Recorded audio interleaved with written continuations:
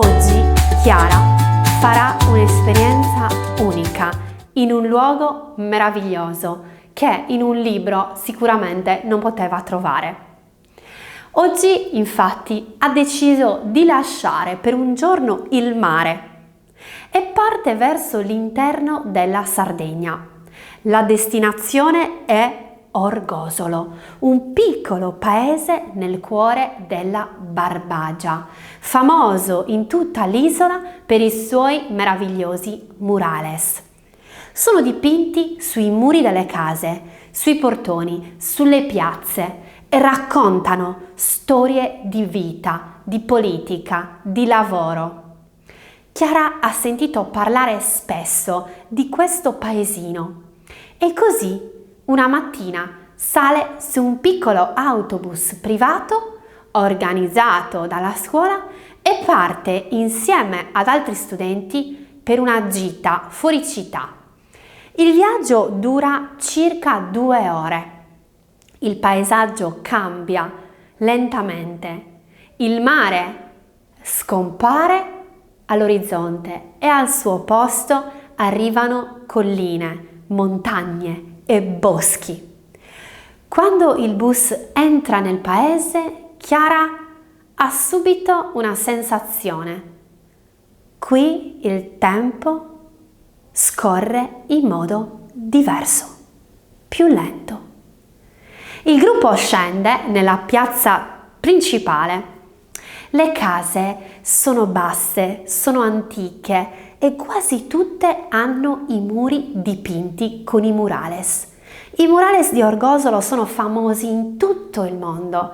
Sono nati negli anni 70 come forma di protesta e oggi raccontano la storia di questi luoghi. Storie di libertà, di lavoro, di giustizia, di memoria. Chiara cammina lentamente per le strade del paese. Ogni muro è una storia, è una sorpresa. Per esempio, un murale racconta la storia dei pastori, un altro parla di diritti, di pace, un altro ancora rappresenta scene di vita nei campi. È come passeggiare dentro un libro con le immagini. Ma Orgosolo non è solo arte, è anche un luogo dove le persone si osservano, si salutano, si parlano. Mentre il gruppo sta camminando e attraversando il paese, alcune persone sedute fuori dalle case guardano curiose. Non con sospetto o diffidenza, ma con interesse. Qui Chiara capisce presto una cosa: in questo paese tutti si conoscono e quindi quando arriva qualcuno di nuovo subito si nota. Dopo il tour Chiara decide di fare una piccola passeggiata da sola. Allora entra in una stradina stretta, quasi nascosta, e lì vede una piccola bottega con una porta un po' aperta. Dentro c'è una signora anziana, elegante, e seduta vicino a un tavolo pieno di fili sottilissimi. Chiara entra timidamente. Buongiorno. La signora alza lo sguardo e sorride. Buongiorno. Sul tavolo ci sono piccoli oggetti, ci sono dei fili lucidi gialli, degli strumenti. Chiara chiede: che cos'è questa? La signora prende e mostra uno dei fili. Questa è seta. Chiara rimane sorpresa. Seta? Qui? Allora la signora comincia a raccontare. La seta nasce dal baco da seta, un piccolo insetto che produce un filo sottilissimo. Per secoli in Sardegna alcune famiglie hanno allevato i bachi da seta per produrre la seta. Il filo viene raccolto, lavorato e poi trasformato in tessuto. La mia famiglia è l'unica che ha mantenuto questa tradizione magica e antica. Ma attenta, Qui arriva la parte più sorprendente. La seta prodotta da me viene usata per creare il tessuto del copricapo del costume tradizionale di questo paese, di Orgosolo. Il copricapo è un elemento fondamentale del costume. Chiara resta a bocca aperta. Non immaginava che dietro un dettaglio di un costume, quindi di un copricapo, ci fosse una storia così lunga, così delicata, così preziosa. La signora le mostra alcuni pezzi di tessuto. Sono lucidi, leggerissimi e seta. Ogni filo ha una storia, dice la signora. Chiara ringrazia, esce dalla bottega ancora a bocca aperta. Continua a camminare e decide di fermarsi in un bar. Entra anche nel bar. Appena entra succede qualcosa che in Sardegna è abbastanza normale. Il barista la guarda e le chiede subito: di dove sei? E Chiara sorride: di New York. Nel giro di pochi minuti altre persone iniziano a farle delle domande. Sei qui in vacanza? Studi italiano? Ti piace la Sardegna?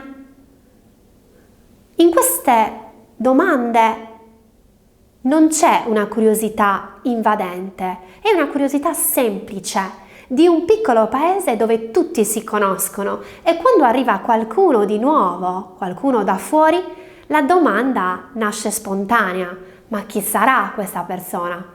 Allora Chiara racconta un po' della scuola, della sua vita, della sua scelta di vivere a Cagliari e le persone la ascoltano con interesse. Uno degli uomini al bar le dice: devi tornare. Un altro aggiunge: la prossima volta devi rimanere qui per qualche giorno, ci sono tante cose da vedere. E Chiara dice: promesso. Oggi Chiara ha imparato tante cose e tante parole. Murale, grande dipinto realizzato su un muro. Bottega, un piccolo negozio artigianale. Seta, un tessuto molto fine prodotto dal bacco da seta. Bacco da seta, un insetto che produce il filo della seta. Costume tradizionale, un abito tipico di una comunità. Copricapo, la parte del costume che si indossa sulla testa. Artigianato, lavoro manuale fatto con le mani. Oggi Chiara scopre anche un modo di dire italiano: restare a bocca aperta.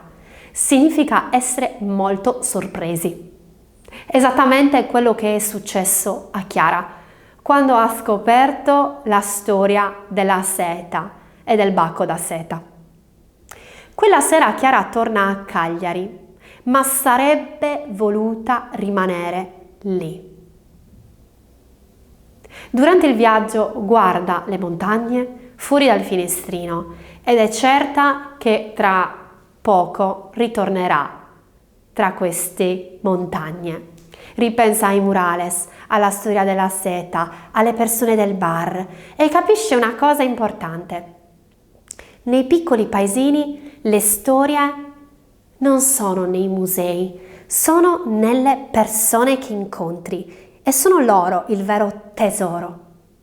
Apre il quaderno e scrive: alcuni luoghi raccontano la loro storia sui muri, altri la raccontano attraverso le mani delle persone. E poi aggiunge: oggi Orgosolo mi ha fatto restare a bocca aperta. Chiara ha capito tante cose, che in quest'isola ogni giorno ci si può sorprendere. Nel prossimo episodio Chiara scoprirà un'altra tradizione della Sardegna. Nel frattempo, se stai imparando l'italiano, ricorda: Le parole si imparano nei libri, certo, ma le storie si imparano viaggiando e incontrando le persone. Un caro saluto e a presto da Carla.